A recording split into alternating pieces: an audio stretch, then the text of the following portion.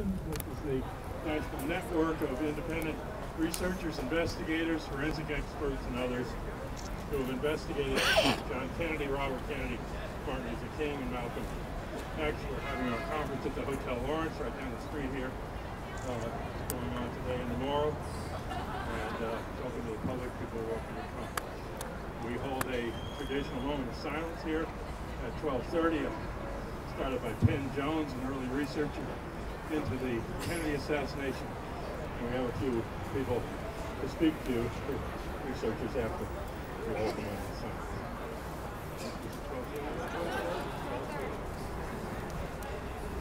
Let's take a moment of silence to commemorate the 45th anniversary of the assassination at this time of President John F. Kennedy.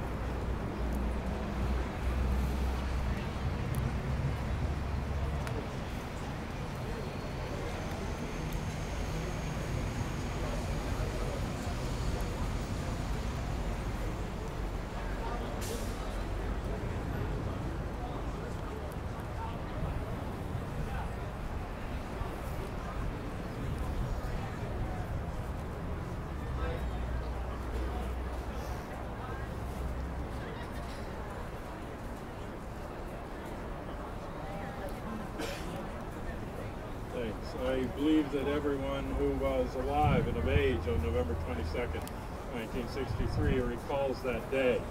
I've even read that people with amnesia, severe amnesia, are able to be brought back, unraveling their past by asking about the moment of the Kennedy assassination. For later generations, it might be September 11th, 2001. The trauma of the Kennedy assassination, I think, was no less severe to this nation than what happened that day. And I think that people also know that things changed in a very profound way, and that the efforts to restore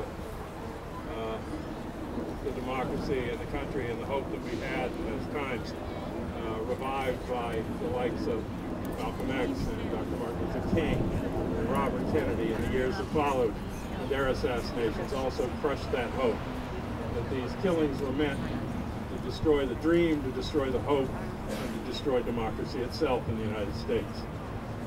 The military-industrial intelligence complex, as Eisenhower's first draft warned about as he went out of office in 1960, has not shrunk from those days. Kennedy bucked it to his demise, and it has grown. We've had a bit of a regime change here in the electoral sequence, but to imagine that presidents who come and go rather than the CIA and the Pentagon and the DIA and the national security state that sit and grow is to live in an illusion. Presidents are just presidents, and they take any direct confrontation of that machinery, a machinery of death, and now with the international financial crunch and cash heist that's going on, the merger of corporations and the state is the emergence on a global level of fascism. And that's what we're facing in this period on an international level. And it relies on war lies, it relies on lies about political assassinations, on lies that control our lives. But there are still more of us, and we can think. And we have a tradition in this country of freedom, of democracy, of popular control. That's what we're supposed to be based on. It's not possible to be a bystander in a train wreck. People have to commit themselves, I believe, in this moment and in this time to taking back and restoring real, open and transparent democracy in this country. We are working in Washington, D.C. We've had a shift of mood there, so there's an opening now for something we've been working on for the past decade, to have a Martin Luther King Records Act that would parallel the John F. Kennedy Records Act, that act has already released over 6.5 million pages of government documents. It's still